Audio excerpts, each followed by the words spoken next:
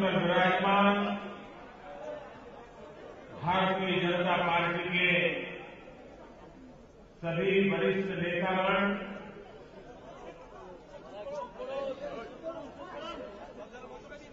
और जुस्से से भरे हुए कार्यकर्ता भाई और बहनों,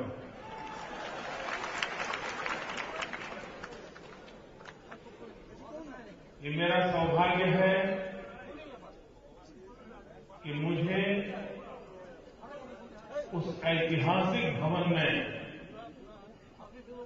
आकर के आपके बीच बातचीत करने का अवसर मिला है, जिस भवन की स्मृतियां गुरुदेव के साथ, सुभाष बाबू के साथ जुड़ी हुई है, और उसके कारण एक अलग प्रकार की वाइब्रेशन की अनुभूति होती है जब इन महापुरुषों का स्मरण करते हैं। ऐसे अनेक महापुरुष जिन्होंने देश के लिए जीवन खपा दिया और बंगाल में त्याग और तपस्या के क्षेत्र में एक बहुत ऊंची मिसाल कायम की है।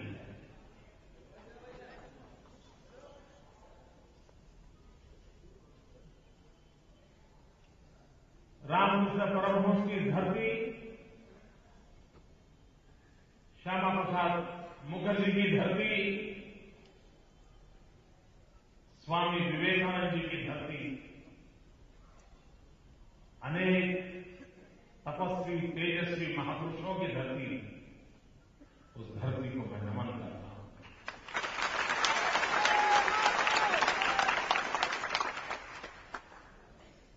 15 अप्रैल को आप नववर्ष मनाने जा रहे हैं। आपके नववर्ष के लिए मेरी बहुत बहुत शुभकामनाएं।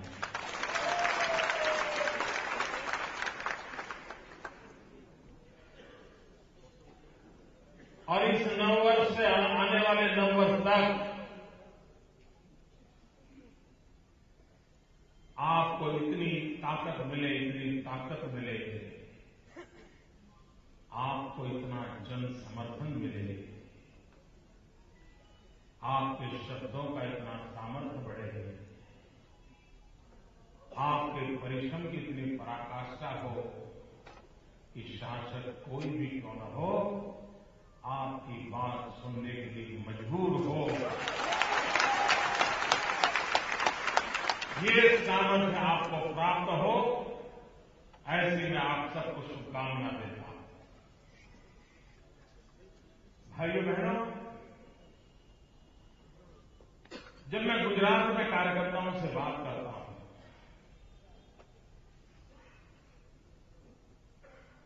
और आप जानते हैं मैं वर्षों तक संगठन के कार्य से जुड़ा था। संगठन के कार्य हेतु अनेक बार पश्चिम बंगाल का भी प्रवास किया था। कार्यकर्ताओं के साथ घंटों तक बातें करने का मुझे अवसर मिलता था। देश भर में संगठन के कार्य से भ्रमण करने का सौभाग्य मिला था। अब दायित्व बदल गया, उसके कारण मैं गुजरात में अपना शक्ति और समय लगा रहा हूं। लेकिन जब भी मैं गुजरात के कार्यकर्ताओं से बात करता हूं, तो मैं हमेशा उन प्रदेशों के कार्यकर्ताओं का जिक्र करता हूं जिन प्रदेशों में भारतीय जनता पार्टी के कार्यकर्ताओं के इतने कष्ट झेलने पड़ते हैं। राजनीतिक प्रतिस्पर्धी ऐसे दुश्मन की तरह उनके साथ व्यवहार करते हैं।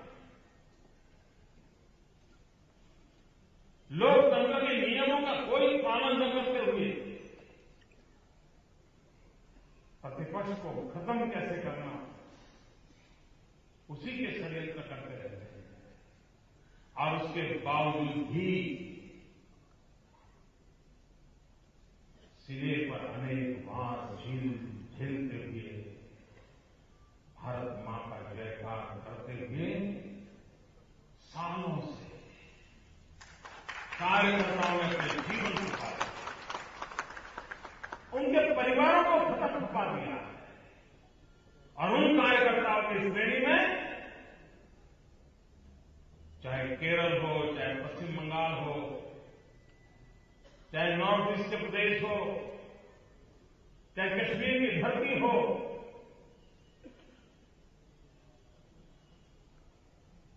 चाहे मेरा बंगाल हो, ये सब कार्यकर्ता देश भर के कार्यकर्ताओं की प्रेरणा है। आपको लगता होगा कि गुजरात में 3 बार विजयी हो गए तो नरेंद्र मोदी कुछ बन गए। मित्रों, हम गुजरात के कार्यकर्ता आज भी आपके तप और तपस्या को स्मरण करके दौड़ने की ताकत का,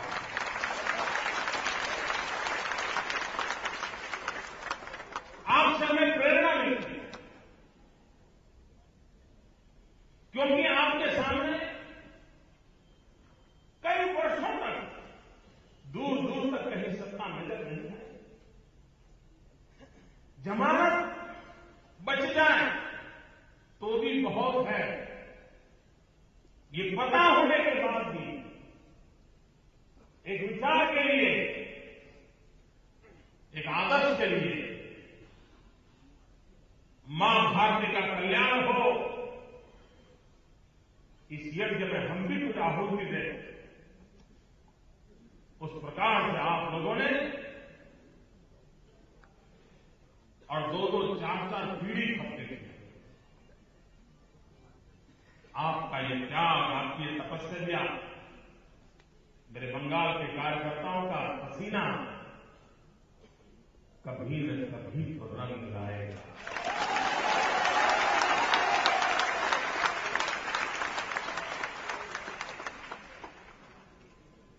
मुझे विश्वास है मित्रों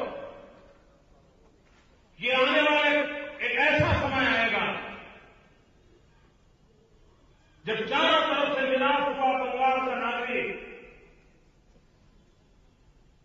आप सीने से लगाएगा, आपको सर आंख पर बैठा देगा।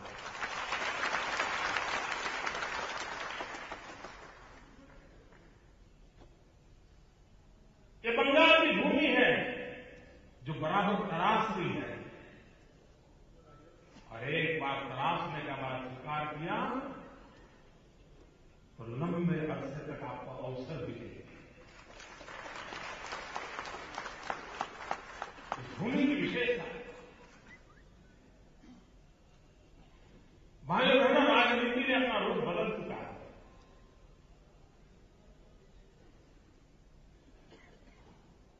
आज से 10 साल पहले राजनीति जिस ढंग से चल रही थी, उस ढंग से राजनीति करना किसी के बस का रोग नहीं है। आज हिंदुस्तान में कोई भी नेता हो, कोई भी दल हो, कोई भी विचार हो, किसी भी प्रकार के आचार हो, लेकिन सबको चाहते हुए या न चाहते हुए विकास की बात करने के लिए मजबूर होना पड़ता है।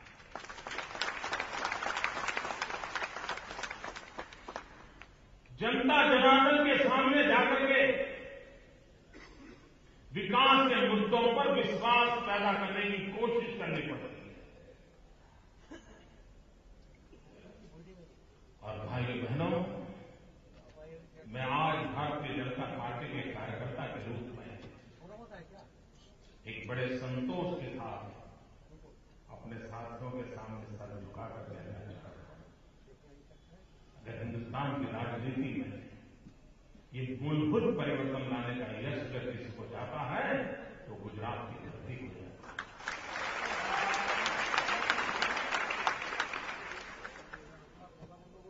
विकास के मुद्दे पर राजनीति हो सकती है, सामान्य मानवीय शासन क्यों बनाता?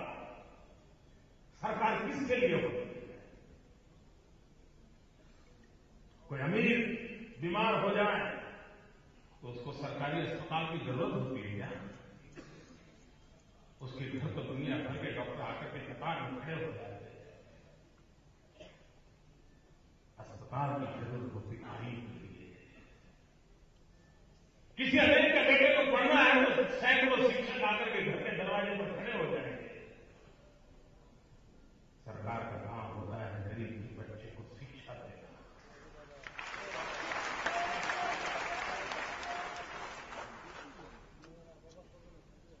जो रुपयों से खेलते हैं उनको कठिनाइयों का पता नहीं होता है, लेकिन जो नौजवान अपनी विधवा मां के सपनों को पूरा करने के लिए रात रात फुटपाथ पर अपनी लाइफ पर बैठ करके पढ़ाई की है, उस बच्चे को मां के सपनों को पूरा करने के लिए रोजगार चाहिए। ये रोजगार की चिंता करना सरकार का काम है।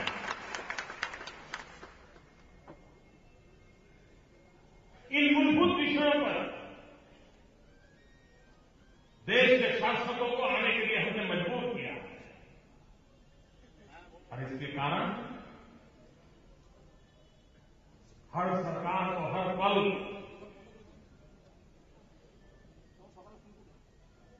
अपने किए हुए कामों का हिसाब देना पड़ता है। मित्रों, क्या कारण है कि इतने कम समय में दिल्ली में बैठी हुई सरकार के प्रति कितनी नफरत पैदा हो गई? मीडिया के मित्रों ने दिल्ली की सरकार को कोई कम मदद नहीं की है।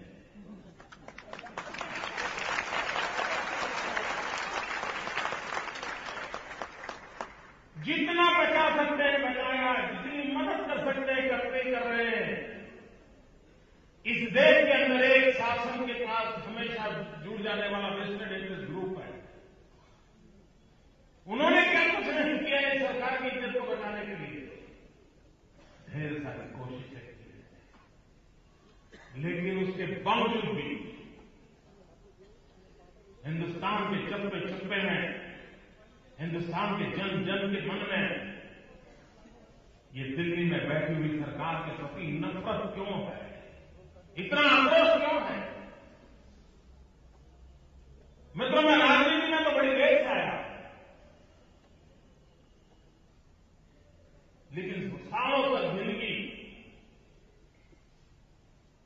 सांस्कृतिक सामाजिक कामों में लगाई थी, राजनीति में नहीं था। लेकिन अभ्यास करने का स्वभाव था, देखता था।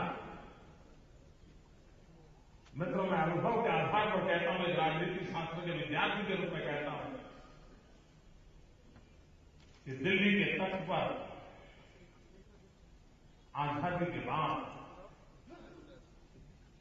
शायद ये पहली सरकार ऐसी है जिसके प्रति इतनी भयंकर घृणा और नफरत का माहौल है।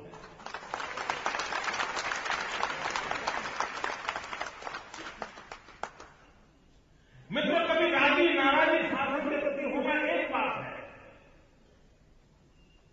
कभी किसी एक छोटी सी घटना पर गुस्सा होना स्वाभाविक है, लेकिन नफरत, घृणा, अविश्वास, ये स्थिति इसके पहले इस देश में कभी नहीं आई थी जो आज है। और इसके लिए संपूर्ण रूप से कांग्रेस पार्टी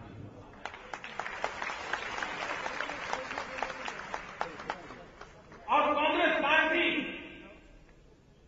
इस हद तक अपने स्वार्थ को लेकर के आगे बढ़ रही है कि कुछ भी बुरा हो जाए और मान लीजिए वो बुरा नॉन यूपीए स्टेट में हुआ तो उछल उछल करके उस राज्य को बदनाम करने के लिए पूरी शक्ति लगा देते थे। और अगर यूपीए स्टेट में नहीं हुआ या सेंट्रल गवर्नमेंट में हुआ तो बेशक बेशर्मी के साथ सारे काम अपने साथी पक्षों के सर पर डाल देते हैं। बड़ी चतुराई है, जैसे उनका तो कोई गुनाह ही नहीं, उनकी कोई जिम्मेवारी नहीं, उनका कोई दायित्व नहीं। क्या भाइयों बहनों, हम लोगों के रहते हुए ऐसी कांग्रेस पार्टी इस देश में रहनी चाहिए? सत्ता के गलियारों में उसको प्रवेश मिलना चाहिए, देश का शासन करने का अवसर मिलना चाहिए। क्या उसको धरती पर से उखाड़ फेंकना हमारा कर्तव्य नहीं है? भाइयों बहनों, पूरे देश के अंदर कौन सत्ता में आए कौन ना आए इसके लिए नहीं, लेकिन देश को बर्बादी से बचाने के लिए इस देश को कांग्रेस मुक्त हिंदुस्तान बनाने का सपना हम सबका है।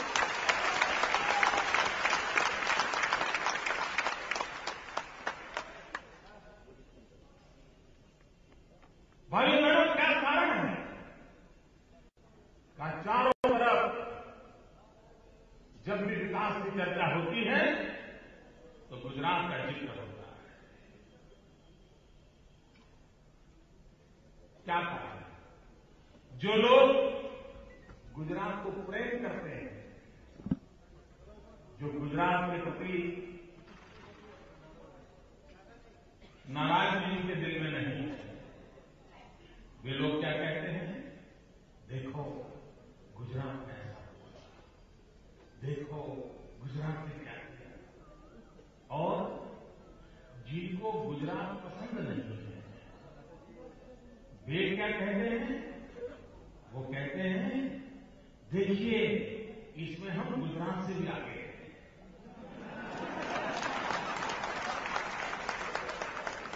यानी पसंद है तो भी ना पैरामीटर गुजरात है, अगर पसंद नहीं है तो भी पैरामीटर गुजरात है।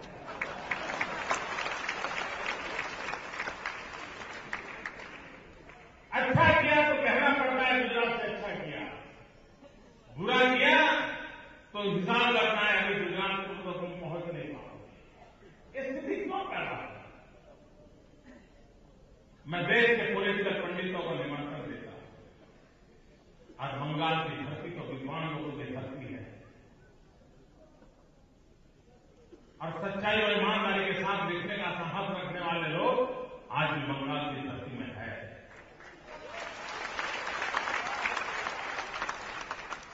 क्या समय की मांग नहीं है? स्थितियों का तकाजा नहीं है कि हम इस देश की राजनीतिक गतिविधियों के मॉडल का अध्ययन करें? अब कोई चीज छिपी हुई नहीं है। इस देश में करीब करीब 50 साल तक कांग्रेस पार्टी का शासन देख लिया है। इस देश ने केरल, बंगाल और त्रिपुरा में कम्युनिस्टों का शासन देख लिया है। इस देश ने परिवार द्वारा चल रही पार्टियों का शासन देख लिया है। इस देश ने प्रादेशिक पक्षों के द्वारा चल रही सरकारें देख ली है। इस देश ने भारतीय जनता पार्टी की सरकारें देख ली। एक प्रकार से पिछले 60 वर्ष में 5 अलग अलग प्रकार की सरकारों के मॉडल इस देश में कार्यरत रहे और उन सभी सरकारों का उत्तम से उत्तम समय कौन सा हो उठा लिया जाए। 50-100 पैरामीटर तय किए जाए और किस सरकार ने अपने 5 साल के कार्यकाल में क्या काम किया, जनता की भलाई के लिए क्या काम किया, विकास के लिए क्या काम किया, शुचिता की दृष्टि से क्या काम किया, समाज का विश्वास बनाने की दिशा में क्या काम किया, अलग अलग मानदंड लेकर के उसको तय किया जाए और फिर लेखा जोखा लिया जाए। इस सच्चे अर्थ में देश की भलाई के लिए काम करने वाली कौन सी सरकारें हैं, सामान्य मानव की भलाई के लिए काम करने वाली कौन सी सरकारें हैं, इसका लेखा जोखा हो जाएगा। और मित्रों, मैं बिल्कुल विश्वास से कहता हूं, जिस दिन इस 5 प्रकार की सरकारों के मॉडल का इवैल्यूएशन होगा, भारतीय जनता पार्टी उत्तम से उत्तम परफॉर्मर के रूप में देश के सामने। आप मुझे बताइए, इतने सालों तक कांग्रेस पार्टी ने दिल्ली में राज किया, पंचायत से पार्लियामेंट तक एक ही दल का शासन, विरोध पक्ष को था ही नहीं। 5-15 लोग आकर मिलकर मुश्किल से जीतते जा रहे थे। वो दिन थे जब मीडिया इतना वायरल नहीं था, वो दिन था जब जुडिशियल एक्टिविज्म नहीं था, वो दिन थे जब एनजीओ की भरमार नहीं थी, वो दिन थे जब पीआई करने की और कोर्ट में जाकर के तूफान खड़े करने की परंपरा नहीं थी। पूरी तरह 3 दशक ऐसे गए हैं कि जिसमें कांग्रेस को कोई पूछने वाला नहीं था। सब कुछ वो जो करे वो आखिरी, ऐसा माहौल था। इतना अच्छा अवसर मिलने के बाद भी, इतनी सुविधा रहने के बाद भी, रुकावटों का नामो निशान न होने के बावजूद भी, क्या कारण था कि कांग्रेस पार्टी इस देश को कुछ नहीं दे पाई। और आज हम लोग अगर सत्ता में है तो कभी सीबीआई आकर के धमकती है, कोई हफ्ता ऐसा नहीं हुआ कि पीआईएल सुप्रीम कोर्ट में चली न गई हो, मीडिया के मित्रों के माध्यम से कोई हमला न हुआ हो, एनजीओ ने कोई तूफान खड़ा न किया हो, विपक्ष कानून को रोकने के लिए पूरी ताकत से लगा हुआ हो। इतने विरोध अवरोध के बीच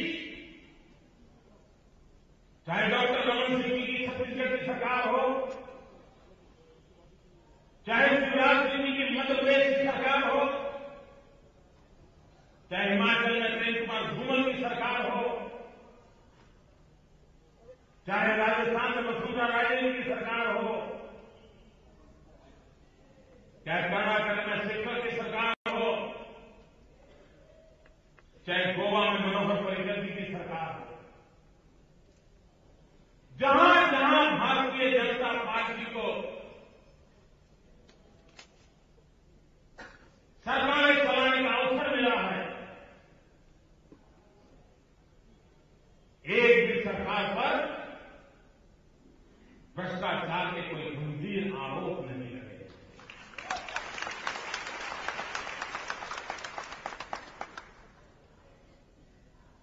उन सरकारों के कार्यकाल को देखा जाए, जनता की भलाई के उत्तम से उत्तम निर्णय किए हैं और उत्तम से उत्तम प्रकार से उन्होंने डिलीवरी देकर के दिखाया है।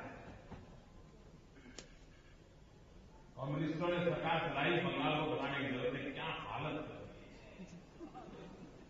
तबाह कर दिए, देश को बर्बाद कर दिया। केरल को क्या दिया उन्होंने?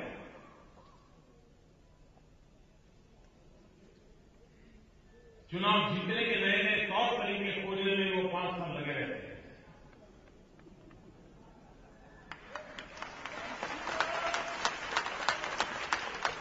पूरी शक्ति सरकारी अधिकारियों के अपॉइंटमेंट तक चुनाव जीतने के लिए काम कौन आएगा, उसी एक लेकर के चलते रहे।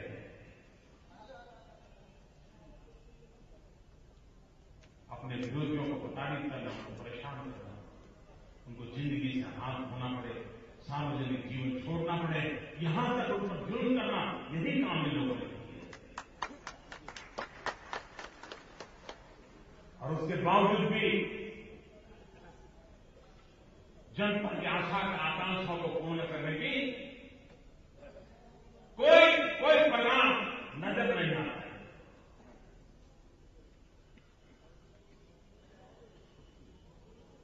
मित्रों, ये मजदूरों की भलाई का नाम लेकर के सरकारें चलाने वाले लोग हमको पूछना चाहिए। अभी भारत सरकार का एक रिपोर्ट आया है। वो रिपोर्ट ये कह रहा है पूरे हिंदुस्तान में कम से कम नौजवान बेरोजगार कहीं है तो राज्य का नाम गुजरात है। और जहां ये यूपीए वाली सरकारें हैं, जहां कम्युनिस्टों की सरकार है, वहां सबसे अधिक नौजवान बेरोजगार। क्या किया? और इसलिए भाइयों बहनों, हम अध्ययन करके बारीकियों की जानकारियों के साथ देश की युवा पीढ़ी को, देश के नागरिकों को प्रशिक्षित करने का हमारा दायित्व है कि भले हम छोटे होंगे, भले आज बाजार में हमारी उपस्थिति कम होगी, लेकिन हमने जो रास्ता चुना है उस रास्ते में कई राज्यों का भला किया है। बंगाल का भी भला हम कर सकते हैं। ये बात जनता की विश्वास दिखाना।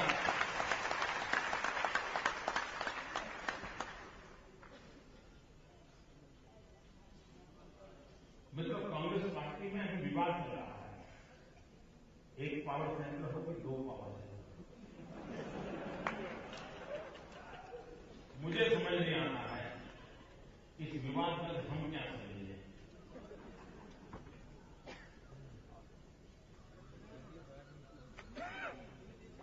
आप मुझे बताइए मित्रों, कितने पावर सेंटर बात की बात है, कहीं पावर नजर आ रहा है?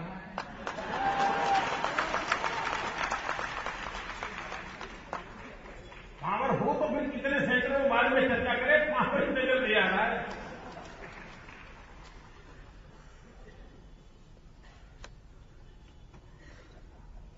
और सिर्फ बैटरी बदलने से गाड़ी चलने वाली नहीं है।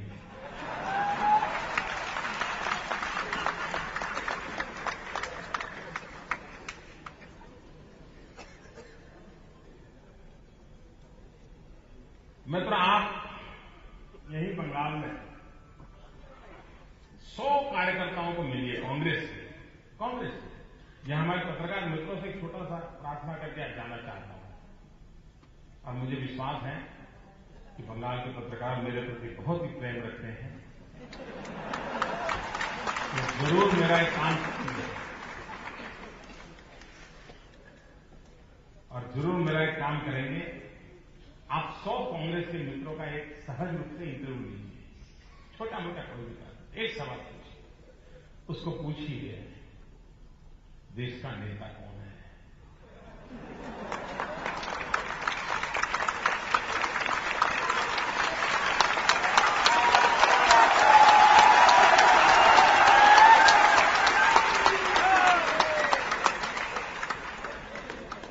मैं कांग्रेस के लोगों का इंटरव्यू मुझे करने के कह रहा हूं। मित्रों, आप देखना 100 में से एक भी व्यक्ति डॉक्टर मनमोहन सिंह जी का नाम नहीं बोला।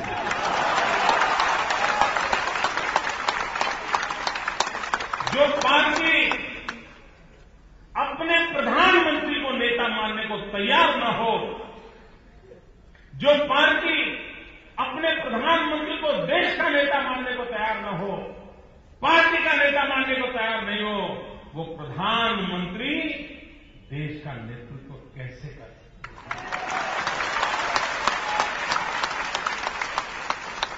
उनकी पार्टी उनको स्वीकार नहीं करती। आप पूछ लीजिए, मैं मुझे विश्वास है बंगाल के पत्रकारों की ईमानदारी पर वो जरूर जाएंगे और पूछ करके आएंगे और अखबार में छापेंगे।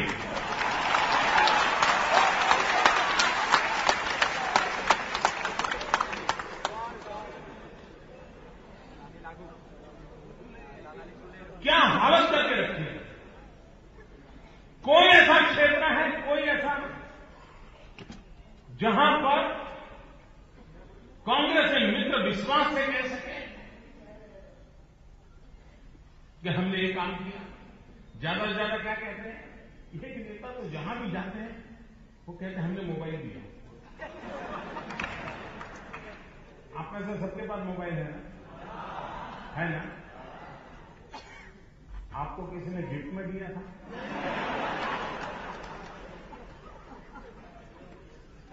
सीधा बैंक में ट्रांसफर होकर के आया था?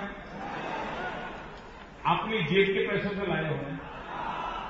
फिर भी बताइए कितना बड़ा झूठ बोल सकते हैं कि मोबाइल फोन हमने दिया।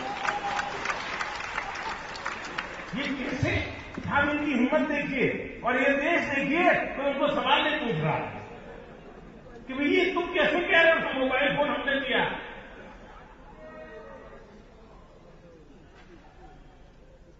एक बार मेरे यहां चुनाव में उनके नेता ही आए और उन्होंने भाषण किया कि देखिए आपके जेब में जो मोबाइल फोन है वो हमने दिया है। तो उसके बाद मेरा भी एक जगह पे भाषण था। मैंने कहा मोबाइल दिया न दिया वो तो भगवान जाने, लेकिन चार्जर का क्या।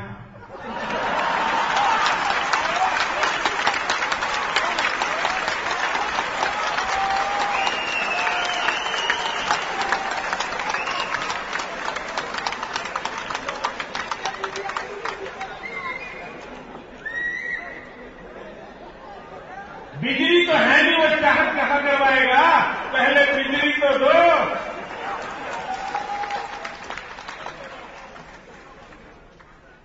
मतलब क्या ये कैसे देश चला रहा है। और उनको लगता है कि तिजोरी लुटा दो, इसका मतलब है आर्थिक प्रगति की ओर। यहां बैठा हुआ कोई भी व्यक्ति आपके पास 5,000 रुपया है तो 5,000 रुपये से 3 दिन में बढ़िया बढ़िया मिष्टी दही ले आए, रसगुल्ले ले आए, संदेश ले आए और 5,000 रुपये उड़ा दिया। और मुझे बताइए ये आपके 5,000 रुपये का सही मैनेजमेंट है क्या? पेट भरा, मीठा लगा, अच्छा लगा, लेकिन सही मैनेजमेंट है क्या? लेकिन कोई और व्यक्ति 5,000 रुपये में से 7,000 कैसे हो, 10,000 कैसे हो, 10,000 में से 2,000 को अच्छे काम के लिए खर्च करें, फिर 5,000 के 8,000 हो, फिर उसमें से 3,000 खर्च करें, इसको करें, उसको आयोजन कहते हैं कि नहीं कहते हैं? मतलब दिल्ली की सरकार उड़ाने में लगी हुई है और रुपये आपके जा रहे हैं, आपके जा रहे हैं। ये जनता जनार्दन के पैसों को उड़ा रहे हैं लोग, और जनता कब तक चुप रहेगी? अपने राजनीतिक स्वार्थ की पूर्ति के लिए हिंदुस्तान की जनता ने दिन रात मेहनत करके जो टैक्स चुकाए हैं, उन टैक्स के पैसों को राष्ट्र के विकास में उपयोग करने के बजाय अपनी वोट बैंक को मजबूत करने के लिए खर्च किया जा रहा है। और ये देश के साथ सबसे बड़ा धोखा है। कभी कभी कहते हैं कि हमने आरटीआई का कानून दिया। अभी 4 दिन पहले मैंने पूछा, मैंने पढ़ा, भारत के प्रधानमंत्री के कार्यालय में किसी नागरिक ने चिट्ठी लिख करके जानकारी मांगी कि देश के प्रधानमंत्री के कार्यालय से जानकारी देने से मना कर दिया गया, और अगर आप मना करते हो तो आरटीआई के नाम पर गीत गाने का अधिकार किसने दिया है? अब जानकारी तो देते नहीं हो, और अगर जानकारी आप देते नहीं हो तो जानकारी देने के कानून के नाम पर आप रोजी रोटी कमाने निकले हो। भाइयों बहनों, आज देश की हालत ऐसी है। मैं कल दिल्ली में एक सेमिनार में था, मिनिमम गवर्नमेंट मैक्सिमम गवर्नेंस। तो मैंने काफी देर तक अपना भाषण सुनाया और बोलते बोलते मुझे विचार आया कि दिल्ली में सब बोलने से क्या मतलब है। मेरे मन में विचार है, मैंने कहा भाई एक तो विजय है मिनिमम गवर्नमेंट मैक्सिमम गवर्नेंस, लेकिन आज तो देश में नो गवर्नमेंट नो गवर्नेंस, तो उसका क्या करें। सरकार की अनुभूति नहीं हो रही है, न कोई अच्छी खबर आती है, न कोई सुनवाई की व्यवस्था है। मैं कभी कभी कांग्रेस के मित्रों को पूछता हूं, मैंने कहा हफ्ता हो गया यार, बाकी सब छोड़ो, पिछले एक साल में 10 अच्छे काम किए हो देश के लिए, जरा बता दो मुझे। अच्छे अच्छे कांग्रेस के मित्र बता नहीं पाते। ज्यादा से ज्यादा तिजोरी हमने कैसे लुटाई उसकी गिनती करते।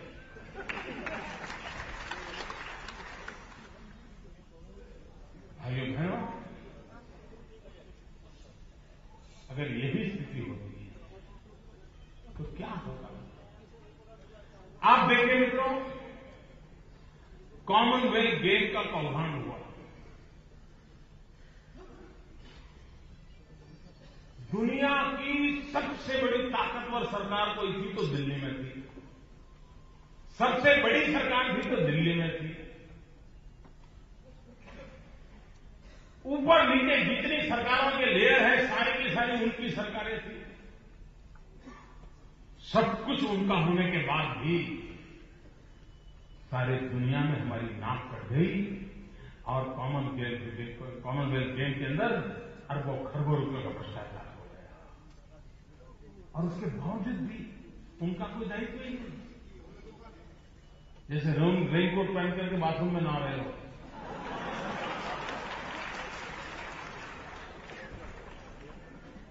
मैं हैरान हो रहा हूं।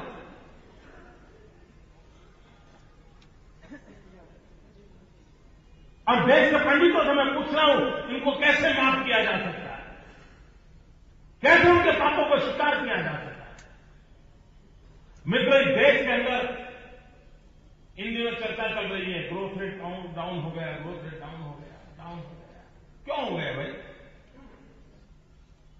आर्थिक का विकास दर चाहिए तो आपको आर्थिक गतिविधि चाहिए, कृषि में काम होना चाहिए, मैन्युफैक्चरिंग में काम होना चाहिए, सर्विस सेक्टर में काम होना चाहिए। लेकिन अगर कारखाने कैसे चलेंगे भाई। अगर बिजली नहीं है तो कारखाने कैसे चलेंगे। कारखाने नहीं चलेंगे तो नौजवानों को रोजगार कहां से मिलेगा। कारखाने नहीं चलेंगे तो इकोनॉमी कैसे मोबिलाइज होगी, मोमेंटम कहां से आएगा। और कारखाने चल क्यों नहीं रहे,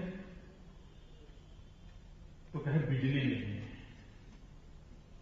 तो बिजली क्यों नहीं है, क्या बिजली के कारखाने नहीं है क्या। बिजली के कारखाने हैं, अरबों खरबों रुपया लग चुके हैं, कारखाने खड़े पड़े हैं, लेकिन बिजली पैदा नहीं करते। तो बिजली पैदा क्यों नहीं करते, क्योंकि कोयला नहीं है।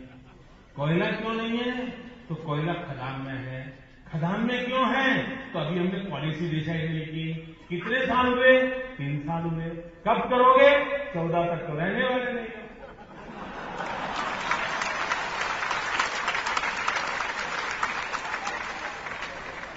आप मुझे बताइए मित्रों, सारी जिम्मेवारियां उनकी है नहीं है। आज देश में एक तरफ अंधेरा है, लोगों को बिजली नहीं मिल रही है, बिजली के कारण कारखाने बंद हो रहे हैं, और दूसरी तरफ 30,000 मेगावाट बिजली पैदा करने की क्षमता रखने वाले कारखाने फ्यूल के अभाव में बंद पड़े हुए हैं। कौन जिम्मेवार। जिसका पैसा लगना था लग गए, कारखाने खड़े हो गए। कोयला नहीं है, उस कोयला न होने के कारण यह हालत हो गई। और मित्रों, हिंदुस्तान की सरकार की हालत देखिए। हमारे अड़ोस पड़ोस के छोटे छोटे देश जहां पर कोयले की खदान है, जब हिंदुस्तान में कोयला बंद हो गया ना और कोयले की कोई परमिशन नहीं मिल रही है, तो व्यापारियों ने तय किया भाई चलो इंडोनेशिया से, ऑस्ट्रेलिया से, अलग छोटे मोटे देशों से कोयला लाएंगे, अफ्रीकन कंट्री से कोयला लाएंगे। भारत सरकार की इस पॉलिसी पैरालिसिस के कारण उन देशों को पता चल गया कि हिंदुस्तान में बिजली के कारखाने बंद पड़े हैं, उनको कोयले की जरूरत है और हिंदुस्तान की सरकार कोयला दे नहीं पाएगी। रातों रात उन्होंने दाम बढ़ा दिए और ये दिल्ली में बैठी हुई सरकार छोटे छोटे देशों पर भी दबाव नहीं पैदा कर सकती कि आपने जो सौदा किया था उस दाम से आपको कोयला देना पड़ेगा, हिंदुस्तान को कोयला देने से आप मुकर नहीं सकते हैं। मित्रों, इतना कहने की ताकत ये दिल्ली की सरकार में नहीं है। हर छोटा मोटा देश दबा देता है। बोले मैं हैरान हूं और ऐसा होते क्यों है? क्या उनके पार्टनर के कारण हो रहा है कि उनके जो साथी दल है उनके कारण हो रहा है? कांग्रेस जिम्मेवारी लेने को तैयार नहीं, इसलिए हो रहा है। दुनिया आपको इसलिए सुनती नहीं है क्योंकि खुद कांग्रेस का मंत्री विदेश मंत्री हो और यूएनओ के अंदर जब भाषण करने के लिए खड़ा होता है और किसी दूसरे देश का कागज पढ़ने लग जाता है तो पूरे विश्व को लगता है यार तो सब सब तो कई पिछले लोग हैं, ये सब गौन के सफाई करो। मित्रों, ये हालत हिंदुस्तान की कभी कभी मित्रों विश्व के नक्शे पर ये देश की इतनी बेइज्जती कभी नहीं हुई जितनी बेइज्जती इस सरकार के कारण हुई है। सारी दुनिया में नाम अपना खराब होता था। विश्व में कोई हम पर विश्वास नहीं करता। आपने अच्छा व्यापार हो, आपकी अच्छी प्रोडक्ट हो, तो भी विदेशों के बायर आपके साथ व्यापार करने से डर रहे हैं। आप स्वतंत्र होने के बाद भी डर रहे, तो उसको भरोसा नहीं कि भारत सरकार की नीति कब बदल जाएगी और बायर ने जो सौदा किया है वो फुलफिल नहीं होगा, पता नहीं रुक के डूब जाएंगे। भाइयों बहनों, ये इनकी स्थिति है। बीच में हमने देखा गरीबों को अन्न नहीं मिल रहा, राशन कार्ड है, गेहूं नहीं मिल रहा है, चावल नहीं मिल रहा है, केरोसिन नहीं मिल रहा। और दूसरी तरफ अखबारों में टीवी पर खबरें आ रही हैं कि बोरियों की बोरियां पानी में भीग रही हैं, सड़ रही है। देश का किसान ने परिश्रम किया हुआ अन्न सड़ रहा है, तो किसी ने पीआई कर दी, तो सुप्रीम कोर्ट ने डंडा चलाया कि सारा जो अन्न के भंडार भरे पड़े हैं, अगर उसको संभाल नहीं सकते हो तो गरीबों को बांट दो। ये दिल्ली की सरकार ने गरीबों को नहीं बांटा। दिन रात कहते हैं कि हमको सुप्रीम कोर्ट जो कहती है वो करते हैं। सुप्रीम कोर्ट ने 50 बार कहा, लेकिन उन्होंने नहीं किया। और किया तो क्या किया? भाइयों बहनों, सुप्रीम कोर्ट संवेदना के साथ ये कहती है कि अन्न गरीबों को बांटो। दिल्ली में बैठी हुई सरकार कहती है कि हम गरीबों में नहीं बांटेंगे। और किया तो क्या किया? शराब बनाने वाले जो ठेकेदार थे, उन शराब के ठेकेदारों को 65 पैसे के दाम से ये अन्न दे दिया गया।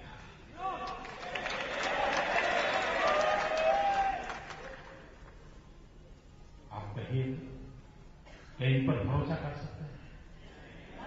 और इसलिए भाइयों बहनों, समय का तकाजा है, समय की मांग है कि हम सभी भारतीय जनता पार्टी के कार्यकर्ता देश के सामान्य मानवीय की आशा आकांक्षाओं की पूर्ति के लिए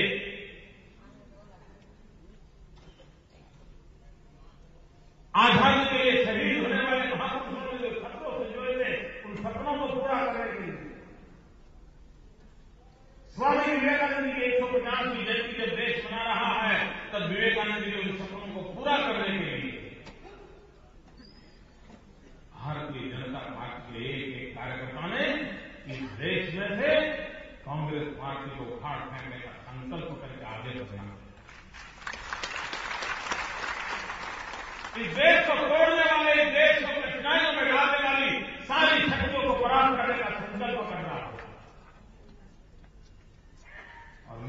विश्वास से कहता हूं,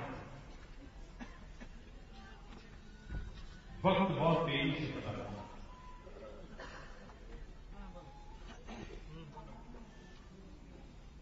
कांग्रेस पार्टी के नेताओं को पता तक नहीं है, कांग्रेस पार्टी की हमेशा झंडा झोला लेकर के घूमने वालों को पता नहीं है, वेस्ट इंडीज ग्रुप को पता नहीं कि कितनी तेजी से कांग्रेस पार्टी का रिजोल्यूशन होगा। राजी नाराजी के तराजू से हिंदुस्तान की राजनीति का विश्लेषण करने का वक्त चला गया। अब तक हिंदुस्तान में पॉलिटिकल जो एनालिसिस हुए हैं वो सरकार के सामने या पक्ष के सामने या नेता के सामने राजी नाराजी का माहौल कैसा है उसके आधार पर हुए। पहली बार हिंदुस्तान की राजनीति में नफरत और घृणा के मापदंड बनकर हिंदुस्तान की कांग्रेस पार्टी को तोड़ा जाएगा। ऐसी नफरत, ऐसी घृणा, ऐसा गुस्सा, और देश के कोने कोने में कोई समस्या ऐसी नहीं है जिसको सुलझाने की दिशा में उन्होंने कोई प्रामाणिक प्रयास किया, 2 कदम भी चले हो। और इसलिए भाइयों बहनों, मां भारती की सेवा करने में लगे हुए भारतीय जनता पार्टी के लक्षावधि कार्यकर्ता अपने सामर्थ्य से, अपनी शक्ति से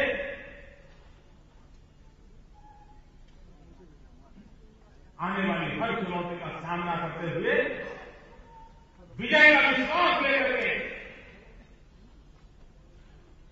गांव गांव, गली गली कमल खिलाने का सपना लेकर के जिस धरती पर डॉक्टर श्यामा प्रसाद मुखर्जी का जन्म हुआ और जिन्होंने सपना संजोए हैं, तो श्यामा प्रसाद मुखर्जी के सपनों को पूरा करने के लिए आओ हम पूरी ताकत से काम करेंगे, हम कोई कमी न करें। और जो लोग अपने आप को बड़े शहंशाह मानते हैं, उन सभी से मेरा आग्रहपूर्वक निवेदन है,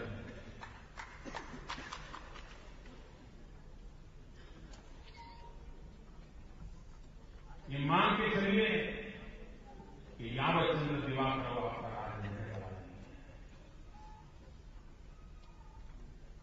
जो बंगाल में मेरे छोटे छोटे कार्यकर्ताओं को परेशान कर रहे हैं, उन सरकार के मुलाजिमों से भी कहना चाहता हूं, लोकतंत्र में हरेक नागरिक का अधिकार है, उसको दबाने की कोशिश करने से कभी कोई सफलता किसको दिला नहीं सकती। भारतीय जनता पार्टी बंगाल का कार्यकर्ता खूंखार से खूंखार ताकतों के खिलाफ लड़ करके आज ही आगे बढ़ा।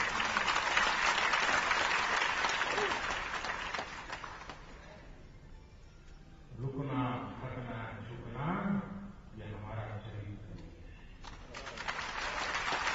यह हमारे संस्कार नहीं है।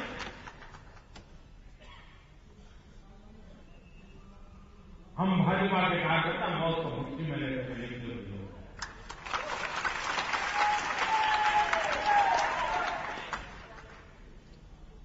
मां भारती के कल्याण के लिए लिखते हुए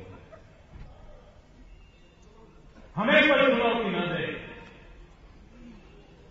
और अगर ये कोशिशें होती रहेगी तो भारतीय जनता पार्टी और अधिक ताकत से आगे बढ़ेगी। आजकल मैं देख रहा हूं कि मेरा कहीं पर भी कोई भाषण होता है तो यहां भाषण मेरा पूरा हो जाए उसके पहले प्रधानमंत्री कार्यालय से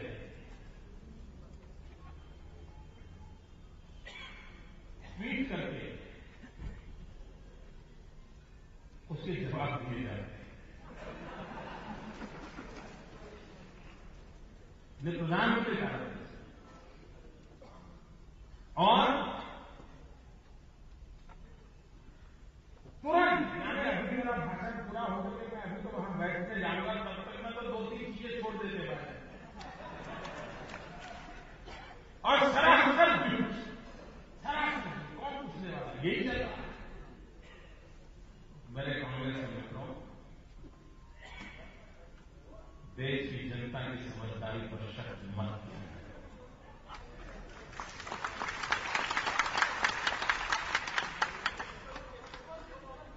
देश की जनता को पूरी समझ है सच क्या है, दूध का और दूध और पानी का पानी कैसे होता है, ये देश की जनता पूरी भांति जानती है। कांग्रेस की कोशिशों से कुछ निकलने वाला और सत्य सीना तान के प्रकट होकर के रहेगा। इस विश्वास के साथ हम आगे बढ़े।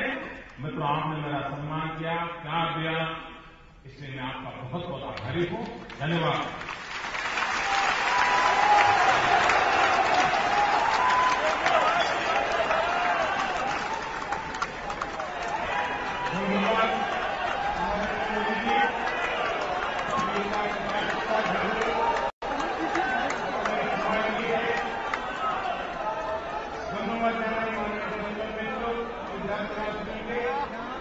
विशेषভাবে ধন্যবাদ জানাই প্রিন্ট মিডিয়া, ইলেকট্রনিক মিডিয়ার বন্ধুদের, যাদের কাছে আমরা এই ভিড় থাকা সত্ত্বেও যারা কষ্ট করে জল না পেয়েও, কারণ আমরা জল সরবরাহ করতে পারিনি, তার জন্য ক্ষমা চাইছি। এবং কর্মী বন্ধুরা যারা এত কষ্ট করে এই সভাকে সফল বানিয়েছে, বাইরে যারা আছে, যারা বাইরে থেকে বহুকে এই সভাকে শুনেছেন, জানিয়েছেন, নরেন্দ্র মোদীকে সবাইকে ধন্যবাদ জানিয়ে এই সভাটা